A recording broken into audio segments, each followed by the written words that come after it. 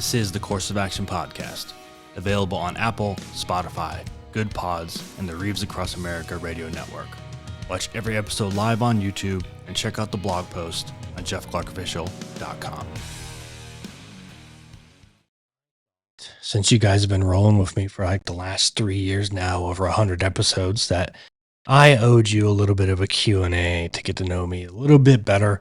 So here it is. I've been collecting some questions from your emails, from responses to the newsletter, from comments on YouTube and other avenues on podcast platforms. So here we go. Here's a little Q&A. First question, how long you been out of the military and what did you do while on active duty? I've been out for like 7 years now, retired in 2017. I did a little over 12 years, worked in medical logistics. It was basically medical supply. I became a civilian right after I retired. I went right back to work for the Air Force as an operations officer, contract officer. And now I work in data analytics and manpower requirements, and I evaluate flying training hours and authorizations and a bunch of nerdy data analytics kind of stuff, but it pays the bills and it's got me on a good retirement, and it allows me to do things like this podcast and writing and get to do some things that I love to do. Where did I grow up? Small town Oklahoma, northern Oklahoma. Spent every summer in Houston, Texas, because I had family there on my mother's side, and that was kind of the only place that she had family, so we often went home to Houston, where she called home, and I kind of called my second home, stationed in Texas twice. So Houston and Texas are very much at home to me. Although I am, an Oklahoman through and through, I do love, my Sooners and the Cowboys, and I root for Oklahoma every chance I get. Fondest memory of the military. Fondest, I don't know if I'd say fondest, but the most detailed one was I was on a 72-hour deployment team, specialized medical deployment team, and our job was to deploy a basic EMEDS hospital, expeditionary medical facility, to specialized areas. It was a special mission. So what it did was it was a basic EMEDS hospital, but on the inside, it had this special liner where you can positively pressurize.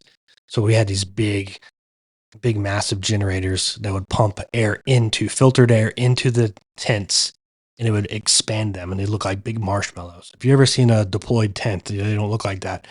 They kind of look like deflated marshmallows, but these look like actually blown up marshmallows. And the idea was that it was CBRNE capable. So you could go to a place that had been hit with a biological weapon, a chemical weapon, a virus outbreak or something like that, and you could put this hospital in there, positively pressurize it, and then you could walk around inside this tent hospital without having to wear like a chem suit or anything like that.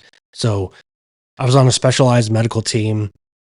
We learned how to build those, put them together, and then we were going to deploy to the Dallas Ebola outbreak years and years ago. I even had my own hazmat suit and everything. So that training, that experience on that team, being on call for a full year, worldwide qualified, was very, very unique. And I don't know if it was my fondest memory, but it's definitely one of the most interesting things I did. Favorite coffee, best method. Oh, favorite coffee. I like a dark blend. Blackbeard's Delight by Black Rifle. It's probably one of my favorites. I loved 22 Sierra coffee. That is a Air Force veteran owned, and I was in the Air Force, so pretty fond of that. I like their coffee. Onyx Coffee Labs is really cool. If you haven't heard of Onyx Coffee Labs, you should check them out. Degenerates Drinking Coffee is who introduced me to them, and Onyx is really cool. They take coffee very, very seriously. If you want to learn a thing or two about coffee, roasts, and how to prepare it, go follow Onyx Coffee Labs for sure. My preferred method, I would say, is a Chemex. If you haven't gotten a Chemex, you need to get one. Chemex, you can control the pour, the ratios, everything's in your control with the Chemex. I also like the AeroPress. AeroPress is really cool for a really quick shot, especially if you're doing something like want to do some espresso real fast. Just don't buy a $5 Mr. Coffee and prepare it that way, please. What projects am I working on? Next question. It's a good one. I'm working on the Abigail Stevens series. I have book 1, Acts of Lies, done. It's sitting with edits ready to be made and corrected. And then I've been working on book 2, The Enemies Within. Nowadays, I've gotten some really, really good advice. And nowadays, to get a book deal, to get an agent involved and interested, you kind of need to have 2 books ready to offer them. So that was the advice I was given. Since then, I've really been working on book 2, The Enemies Within, like I said, and I've been really cranking away at that lately. I got about 50,000 words written right now. I'm really hoping by like the end of July of this year of 2024 that I'll have that book done, and I'll get ready to go through my first pass through for edits on it. I also have a Ben Croft book. He's a former U.S. Navy SEAL that has gotten out, and he went to law school, and he's become a lawyer. And then a very dangerous world comes calling him back, and they bring him back in, and he has to then mix the special operations and kind of the violent background that he used to have with his new legal career, and they kind of intertwine. And I really love where that story's going. I think Ben's going to be a really big character. He's eventually going to intertwine with Abigail Stevens. Obviously, if I ever have a publishing deal or I get to put these out, the worlds are going to intertwine. I'm also channeling my inner Michael Crichton, and I'm trying to do some science fiction stuff. I've been studying earthquakes and oil fracking lately, and I got a really cool story up my sleeve that I'm slowly kind of working on that. What is your process like, and what program do you use? I use Scrivener. It keeps me the most organized and allows me to drag and drop folders and move them around. That's why I love Scrivener the best. I don't have a process. I'd say I come up with a loose outline, and then everything is up to, moving around. Nothing is solid and finalized until the very, very end. When will you publish your next book? I don't know. Currently working on the process of querying, finding an agent. And like I said, I got some really good advice that said you need to have, 2 books ready to go to hand over to them. Gives them a lot of negotiating power. And I think that's what is interesting agents the most. They want to know that they can lock something in. I think publishers looking for that too. That's just some advice that I've been given by people in the industry. It's by no means is it gospel necessarily, but I'm taking that advice and running with it. And you can, or you don't have to. It's totally up to you. What's the biggest thing you've learned so far in the publishing industry? Ooh, good question. I think perception. Perception is everything. You have to know what you're putting out there, and I think that's really, really important that you put a brand out there, and you have something that represents you. And if you look at guys like Jack Carr, who have a really good brand, Jack stands behind that brand, those cross tomahawks, and everything he does relates back to that. It's all perception. You need to know who to trust, know who to talk to, and you need to keep a low profile. You need to not do those little things that might irritate people, like get some good advice, put your best foot forward, and quantity is not better than quality. So hundreds and hundreds of query letters out there to the same agents, or tweaking a couple little things and resubmitting it to them after they rejected you might not be the answer. I'm not saying that it's gospel. I'm saying that might not be the answer. So quality over quantity and perception are probably the biggest things I've learned so far, and just relying on good advice. Next question. What are your inspirations? Who are your inspirations? Excuse me. Well, my inspirations are definitely my family. My wife is a huge inspiration to me because she's the definition of do not quit.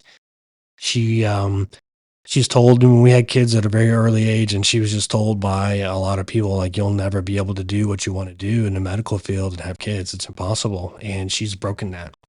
Not only has she gone to school and became a physician in dermatology, but she did it in a record time, and I'm super proud of her. And now she has her own practice. So those haters and doubters can suck it.